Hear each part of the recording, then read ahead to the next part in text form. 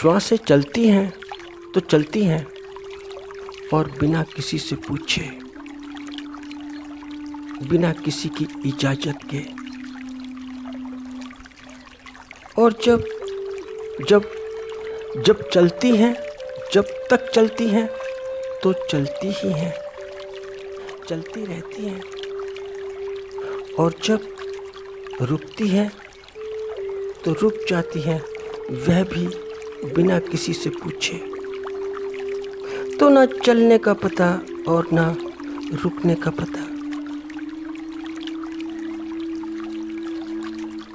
तो श्वासों का कुछ भी अता पता नहीं है। और यदि कुछ आभास हो भी जाए, जैसे कि कुछ ऐसा आभास हो जाए कि श्वासें रुक जाएंगी, कि कुछ देर बाद या कुछ दिन बाद, जैसे कि किसी रोगी को एक चिकित्सक जवाब दे दे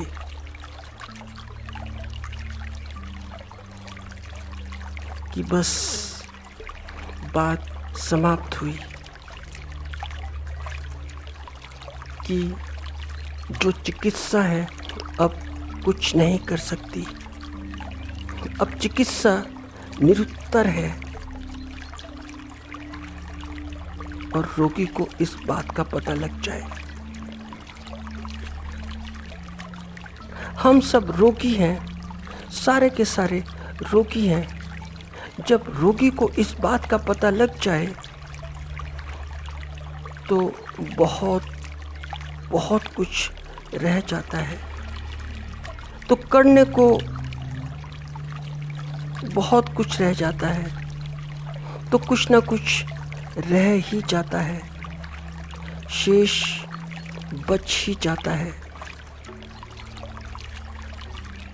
कोई ना कोई आशा रह ही जाती है। और यह शेष को जो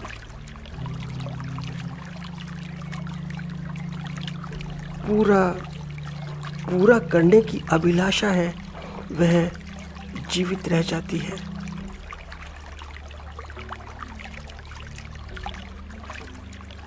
तो अभिलाषा तो जीवित है, मगर सांसें रुकने वाली हैं। अभिलाषाएं पूरी की पूरी जीवित, मगर सांसों का पता नहीं कि कहाँ रुक जाए। और जब सांसें रुक जाए तो फिर शरीर तो मृत है, मगर अभिलाषा जीवित है।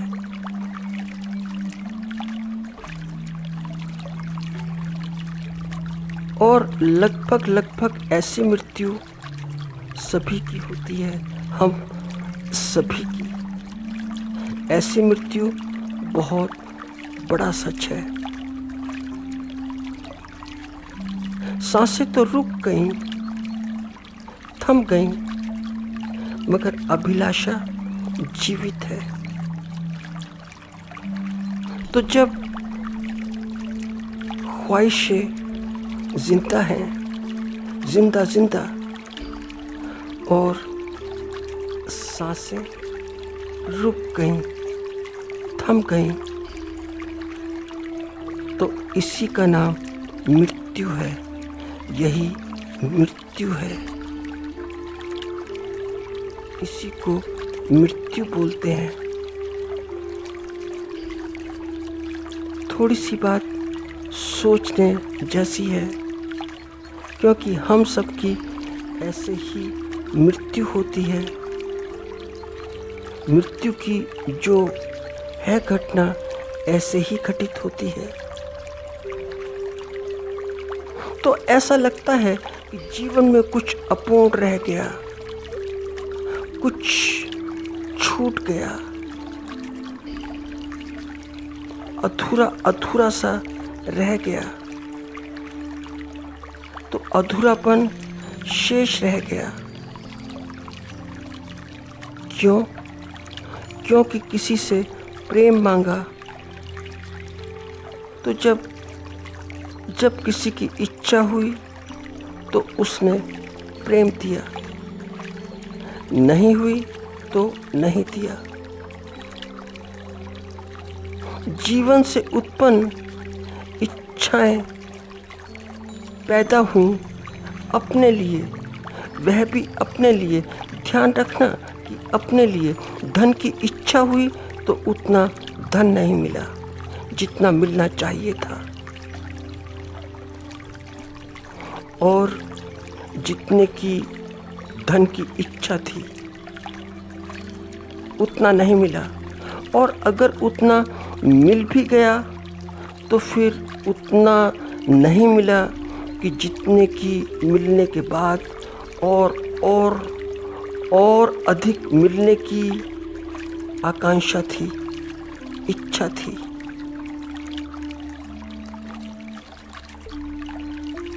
ऐसा धन के संबंध में ही नहीं, सभी संबंधों में है, और लगभग सभी के साथ में है।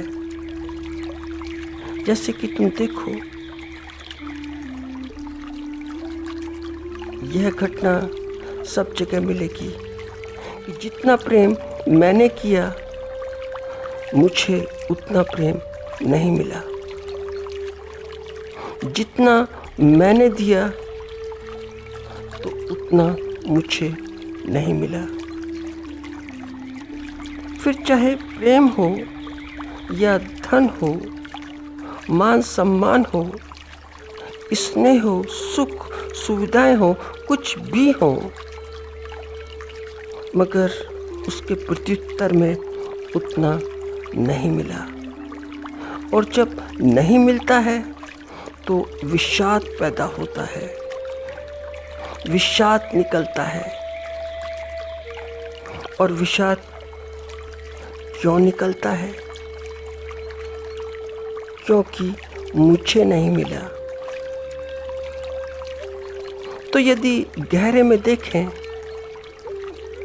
गहराई के साथ देखें, तो व्यक्ति स्वयं से सर्वाधिक प्रेम करता है, सबसे अधिक,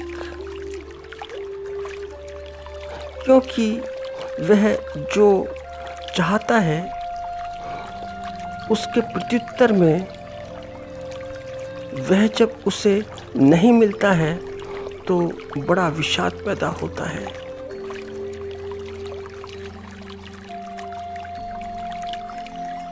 यह सब कहने की बात है कि व्यक्ति अपने से प्रेम नहीं करता है, जरूर करता है, सर्वाधिक अपने से ही प्रेम करता है,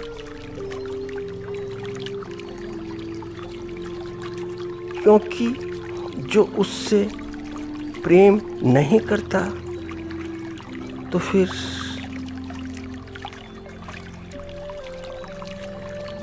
मगर हाँ, उसका जो प्रेम है, जो अपने से प्रेम का रास्ता है, जो पथ है, वह खुद ही बहुत बहुत लंबा कर देता है, बहुत लंबा कर देता है,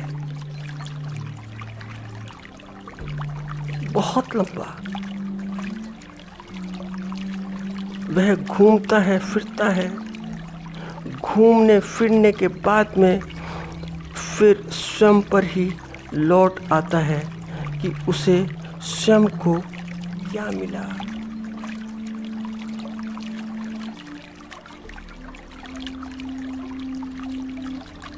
तो छोटे रूप में बोलें, इसे संक्षिप्त रूप में बोलना हो तो ऐसा कह सकते हैं कि श्वासें तो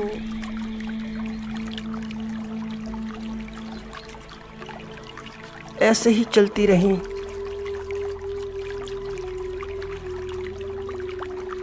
श्वासें चलती रहीं,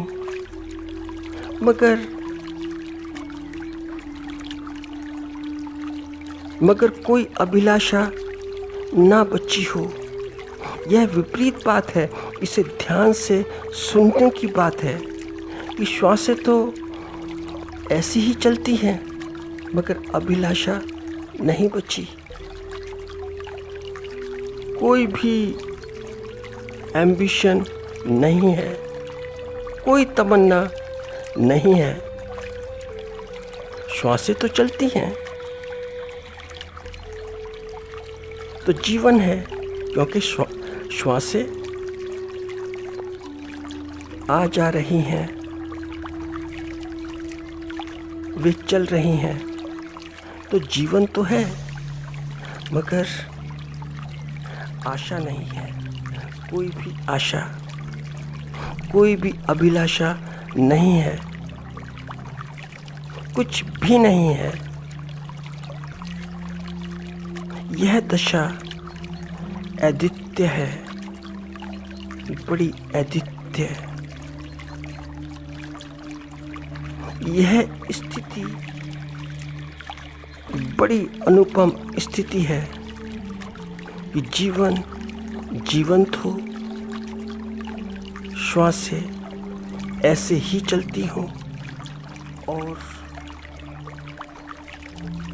कुछ भी शेष न हो। चाहे भाग करो मगर भागफल शून्य आता हो। ऐसी स्थिति बड़ी बड़ी अनुपम स्थिति है।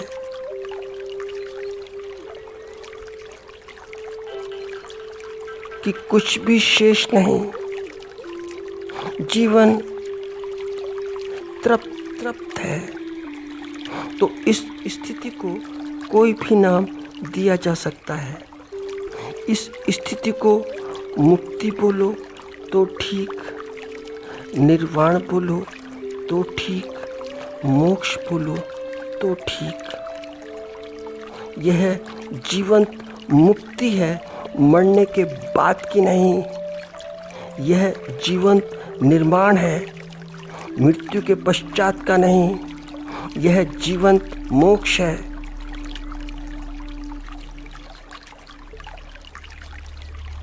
बात थोड़ी सी गहरी सी।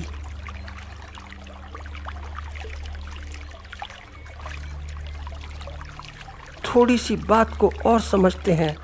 ऐसा था कि एक राजा था, राजा मगर सुखी नहीं था। सब कुछ था उसके पास। राजाओं के पास अक्सर सभी कुछ होता है और जिनके पास सब कुछ होता है वे सबसे निर्धन होते हैं। उनके पास इतनी निर्धनता होती है कि व्यक्त नहीं की जा सकती। मगर हमें ऐसा प्रतीत होता नहीं। तो वह राजा भी ऐसा था मगर सुखी नहीं था, क्योंकि निर्धन अक्सर ऐसा सोचते हैं कि धन में सुख है। क्योंकि धन में सुख है तो धनिक बड़े बड़े सुखी होते होंगे। मगर धनिक भी कहाँ सुखी होते हैं। तो हुआ क्या,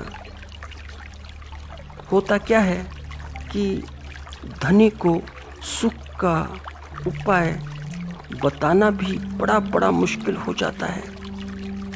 क्योंकि धनिक को क्या उपाय बताओगे। जो हर मामले में धनिक हो, हर संबंध में धनिक हो, उसे उपाय बताने का क्या उपाय है। और जो ठीक ठीक उपाय है वह बताओगे तो वह उस पर काम नहीं करता, ठीक से काम नहीं करता। वह उन उपायों के ऊपर वैसा ही काम करता है जैसा कि उसने संसार में किया है। और संसार में धनी व्यक्ति को यदि सुख ना मिले तो फिर तो वह निर्धन से भी बहुत बहुत ज़्यादा दुखी हो जाता है। दुखी इसलिए हो जाता है क्योंकि निर्धन के पास आशा तो है भविष्य की, भविष्य के लिए आशा तो है। तो ऐसा ही उस राजा के साथ हुआ। तो हुआ क्या कि